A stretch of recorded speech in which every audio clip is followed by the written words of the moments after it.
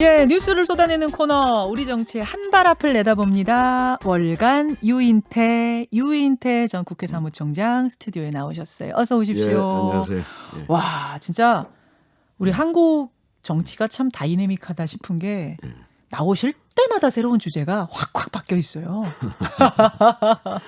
우선 오늘 처음으로 좀 말씀을 듣고 싶은 것이 어제 우리 역사상 처음으로 판사 탄핵안이 국회를 통과했습니다. 어떻게 보셨어요? 뭐 역사적으로 그 상당히 중요한 뭐 일이었다고 생각을 해요. 상당히 상징적인 게 있고, 그러니까 뭐 자꾸 저 사람들이 그 흔히 뭐 사법부 독립 뭐 해가지고 국회가 탄핵하는 게 뭐 상당히 뭐 독립침해. 예, 뭐 그렇게 보는데 그건 전혀 아니죠.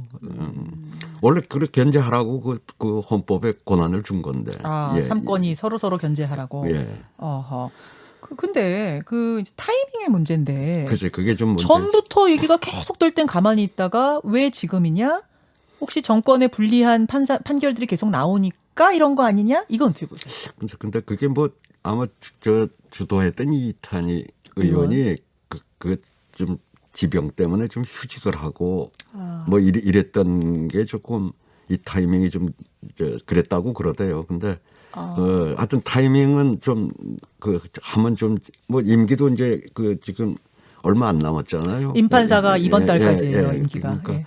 타이밍엔 좀 문제가 있었지만은 그럼에도 불구하고 이거는 뭐 상당히 역사적인 사건이라고 생각을 합니다. 그렇게 보세요. 아니, 우리 때는 저기 그 뭐야 중앙정보부가 써주는 대로 판결 다 하던 시절에 우리 살았는데 뭘 예? 그리고도 끄떡 없었던 게 그러고도 사법부인데. 끄떡 없었는데. 네. 아, 그때 탄핵을 좀 했었어야 예, 되는데. 뭐 그때는 뭐 할 엄두도 못 냈지만 어쨌든 전부 중정이 앞줄 사형, 뒷줄 무기징역, 네. 셋째 줄 징역 20년. 그 써주면 써주는 대로 판결하던 게 사법부였는데. 유 총장님도 그 피해자 아니십니까? 글쎄, 뭐 그랬었겠죠. 예. 판사가 신이 아니다. 어제 이탄희 의원이 그러시는데 뭐 그렇게 봐야 된다고 보세요. 그동안 우리 사법부도 그러니까 물론 사과를 그 후에 대법원장이 하긴 했지만은 저 권력의 신현으로 타던 게 사법부였는데요. 어제 이제 탄핵은 탄핵이고 또 그것과 별개로 김명수 대법원장 녹취록이 나왔습니다. 거기에 보면 지금 탄핵한다고 설치고 있는데 사표 수리 못 해준다. 그럼 내가 거기 정치권에다 대고 뭐라고 하겠냐. 내 입장이 난처해진다. 뭐 이런 게 지금 나와가지고 정치권 대법원장이 그것도 대법원장이 정치권 눈치 보느냐고 사표 내겠다는 사람 수리도 안 해줘. 이제 이게 상당히 놀라웠어요. 어떻게 보셨습니까? 아니 그건 그 안 해준 게 맞죠. 이거 보면 완전히 막장 들어 보는 것 같아요. 어떻게 판사가 부장판사가 서로 또 가까운 사이인데 그 가서 만나러 가면서 녹취를 했다는 건 난 저거는 임 부장판사가 녹취한 게 있더라도 저렇게 공개한 거는 자기의 인격이 어떤 인격체인가 하는 거를 민낯을 다 보여준 스스로 부끄러운 짓을 한 거 아니에요. 물론 대법원장도 그 처음부터 그러면 그 거짓말 하지 말고 그렇죠. 뭐 이런 이유 때문에 그건 할 수가 없었다. 탄핵론이 되는데 수리하면은 우리 어떻게 되겠냐. 아주 했던 얘기 그대로 했으면은 저는 당당하고 떳떳했다고 솔직하게 보여요. 얘기했다면 문제될 게 없는 발언이었다. 저는 그렇게 보죠. 근데 그게 거짓말을 안 했다고 거짓말한 게 문제다. 글쎄 거짓말을 한 것도 저는 좀 심각한 문제긴 한데 왜 그랬는지 모르겠어요. 지금 김명수 대법원장도 탄핵해야 된다라는 이제 주장이 나오고 있는데 어떻게 보세요? 글쎄 그게 거짓말한 게 헌법 위반인지 그건 잘 모르겠어요. 그것 때문에 지금 탄핵하자는 거는 국민의힘 그건 아니긴 합니다. 알겠습니다. 월간 유인태. 선거 이슈로 가보죠. 선거 이슈로. 이제 4월 보궐선거 2달 앞으로 다가왔습니다. 우선 이번 서울시장 선거판 돌아가는 것에 대한 총평 어떻게 보세요? 근데 이 지방선거가 말이죠. 그러니까 대통령 임기가 5년이고 이제 이 지방 국회의원이나 지방 단체장은 4년 아니에요. 예. 그러다 보니까 어떨 땐 집권 초에 지방선거 걸리기도 하고 집권 후반기에 걸리기도 하고 뭐 그렇죠. 그때 복골복 선거가 되는데 네, 네. 예, 이게 집권 초에 하면은 여당이 무조건 유리한 선거고 아하. 더군다나 지금 대통령 임기 말 아니에요. 지금 예, 이제 예. 거의 5년 차에 접어들잖아요. 그때는 다 망했어요. 그건 역대로 다 망했던 다 망했어요. 다 망했던가요? 예, 그 타이밍이에요. 그러니까 대통령 가령 YS 말에 95년에는 그 김대중 총재가 뭐 복귀해가지고 예, 했을 예. 때 서울시장 뭐 조선시장이 되고 할 네. 때부터 해서 쭉 한번 저 지방선거와 대통령 임기 초반이냐 말기냐. 근데 그렇게 보시면은 예. 초반에는 그쪽이 다 먹어요. 여당이. 예, 대통령 임기 초반에는. 초반에는. 그리고 중반 이후로 가면은 무조건 그러니까 야당의 이제 정권 심판론 같은 게 나오기 때문에. 그랬죠. 그러니까 그런 거나 네. 또 이번에 뭐 저 귀책 사유도 여기 있는데다 당헌까지 고치고 해서 저는 뭐 저번에도 나가면 안 된다고 민주당이 후보 안 내는 게 옳다고 뭐 그런 얘기를 했는데 지금도 그 생각엔 변함없으세요? 변함이 없죠 그거야. 그래서 더군다나 저 대통령 임기 말에 치러지는 선거에 명분도 아주 없고 해서 굉장히 어려운 선거일 거다 했는데 무슨 야권에 모르겠어요. 지금 국민의 힘으로만 국한시켜 보면 네. 뭐 양강이라고 하는 사람들이 너무 약해요. 제가 보기에는. 나경원, 오세훈 두 네, 후보가 네, 너무 네. 약하다. 오세훈 후보는 좀 염치가 있으면 요번에 다시 시장 나오면 안 되는 사람이었고. 염치까지.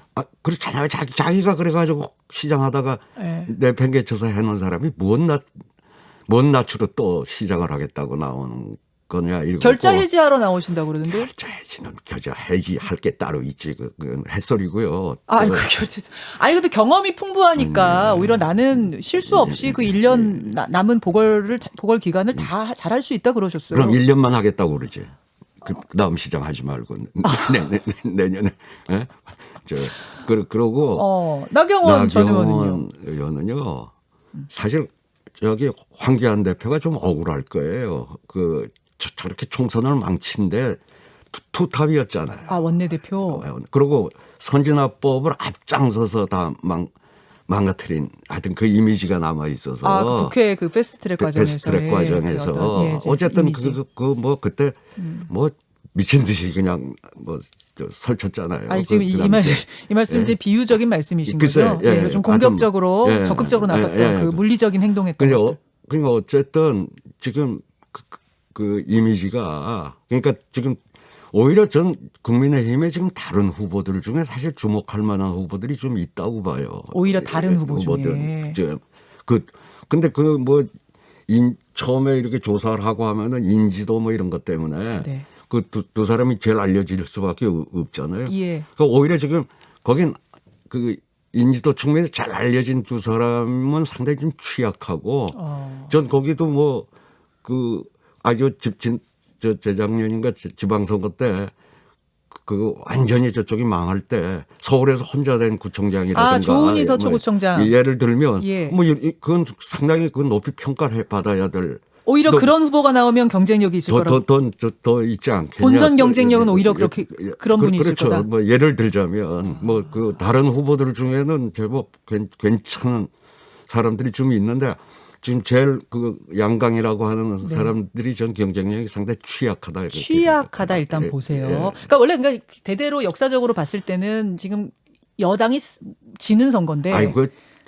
그렇죠. 근데 국민의힘 후보 양강을 보니까 일단 약하다. 그러면 국민의힘은 그렇지만 지금 바깥에 국민의당에 안철수 후보 있고 무소속 금태섭 후보 있고 두 사람이 토론도 하고 단일화하고 이런 이제 뭐 이슈들이 벌어질 거거든요. 그건 어떻게 보세요? 글쎄, 그러니까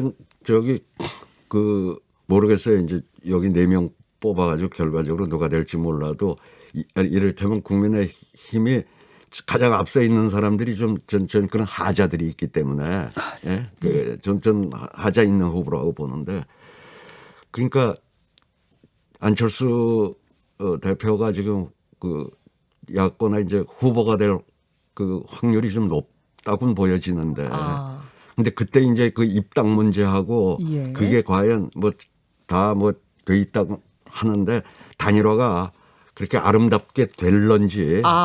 그게 핵심이라고 보세요. 그게 관건이라고 예, 보세요. 예. 안철수라는 후보가 그러면 야권에서 단일화가 될 경우에는 오세훈, 나경원, 이제 국민의힘 후보 쪽보다 경쟁력이 있다. 오히려 있다고 봐야죠. 있다. 다만 그게 아름다운 단일화가 될 거냐는 모르겠다. 그건 좀 왜 모른다고 보세요? 지금 다들 야권은 일제히 야권 단일화는 뭐 역사적인 사명이다 이렇게들 얘기하고 글쎄 있는. 뭐 지지층이 그렇게 원하니까 뭐 안 할 수는 없을 텐데 그 아름답게 되겠냐 하는 부분에서는 아름답게. 아름다운 단일화는 원래 안철수 후보가 별로 아름다운 단일화를 별로 즐기지 않는 사람이라서. 아니 왜요? 전에 저 박원순 후보한테 양보할 때 얼마나 아름답게 양보했어요. 그건 단일화가 아니죠. 그냥 양보지. 그런가요? 그렇잖아요. 그냥 뭐 하기 여론조사하고 이런 거 아니고. 2012년 대선 날 미국으로 떠나는 거 보세요. 아름다운 단일화가 과연 될 거냐 그게 핵심이다. 자기가 되면은 이제 뭐 모르겠는데 그 같은 좀 그런 역사가 있죠. 알겠습니다. 자, 그런 게 이제 관전 포인트라고 보시는 거군요. 보시는 거군요. 뭐 이 질문은 제가 드리지만 그러면 답은 하실지 말지는 정하셔도 되는데, 그러면 이제 안철수 후보가 만약 지금 뭐 여론조사상 야권에서 제일 1위니까 안철수 후보가 되고 그렇게 해서 여당의 2명 중 1명과 붙는다면 그때는 어떻게 보세요, 결과를? 그거는 뭐 그러니까 자꾸 원래 아까 말한 대로 상황은 민주당의 여건이 어려운 선거죠. 예. 다 망했다. 근데 자꾸 뭐 헛발질들을 해야 되니까 또 야권이. 뭐 쓸데없는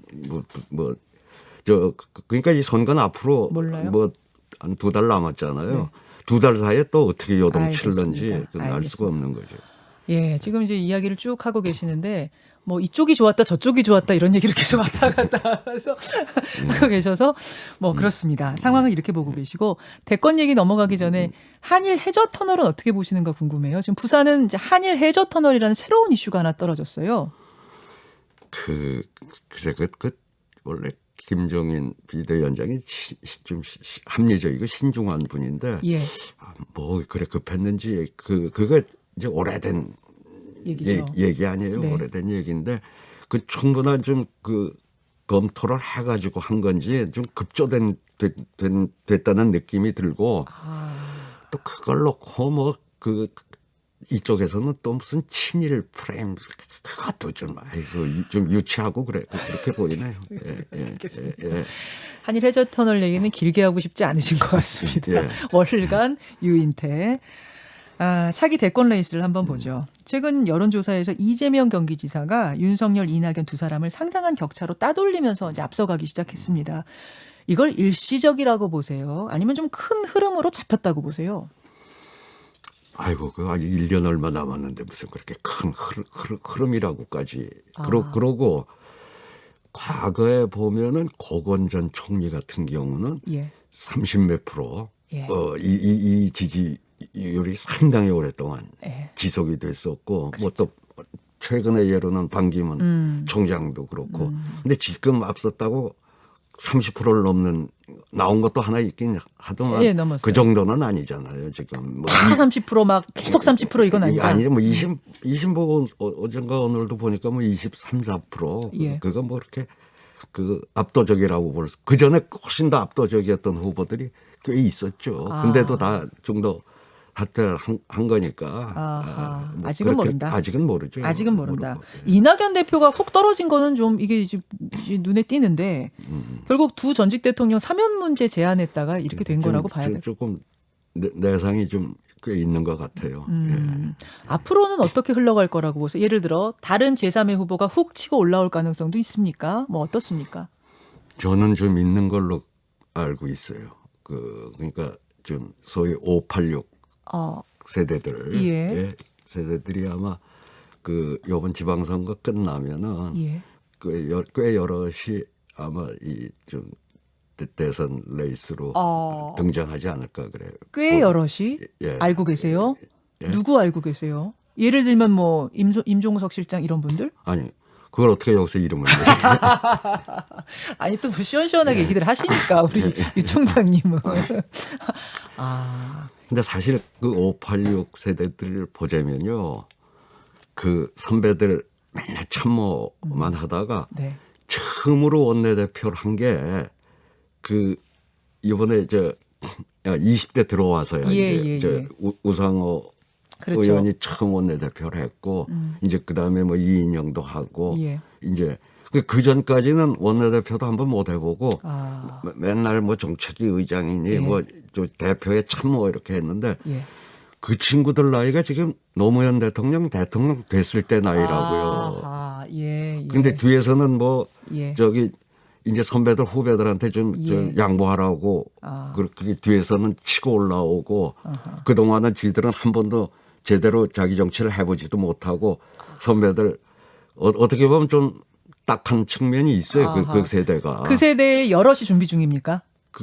그래서 하여튼 뭐 좀 이번 지방선거 끝나면 예. 뭐 지금 모르겠어요. 이제 저 양강 구도일 때는 좀 틈이 없었는데 어쨌든 지금 거의 일강 비슷하게 간다 그러면 아마 몇 사람들이 좀 그 준비를 하고 있는 걸로 알고 있어요. 몇 사람입니까? 예. 몇 사람입니까? 예. 그러니까 몇 사람입니까? 그러니까 일단은 몇 사람이 하다가 예. 이제 뭐 이렇게 조금 하다 말 사람도 있을 거고 아. 근데 현재로서는 몇 사람 정도는 이제 좀 다섯 손가락 안에 듭니까? 그렇겠죠. 그 정도? 예. 5명 내외 안팎으로 한 그 정도가 준비 중이다. 파괴력도 있습니까? 그건 뭐 모르죠 그거야. 나와봐야 알겠지만. 나와봐야 알겠지만. 예. 그 정도가 준비하고 있다. 판이 좀 흔들릴 수 있을 것이다. 그렇죠. 알겠습니다. 예. 여기까지. 예. 월간 유인태 사무총장님 오늘 감사드리고요. 이제 설 앞두고 있는데 새해 복도 많이 받으시고요. 예. 건강하십시오. 고맙습니다. 감사합니다. 월간 유인태였습니다. 김현정의 뉴스쇼는 청취자 여러분의 참여로 이루어집니다. 트위터, 페이스북, 레인보우 게시판, 그리고 단문 50원, 장문 100원의 유료 문자 샵 1212, 우물정 1212 통해 참여하실 수 있습니다. 김현정의 뉴스쇼, 여러분과 함께 만듭니다.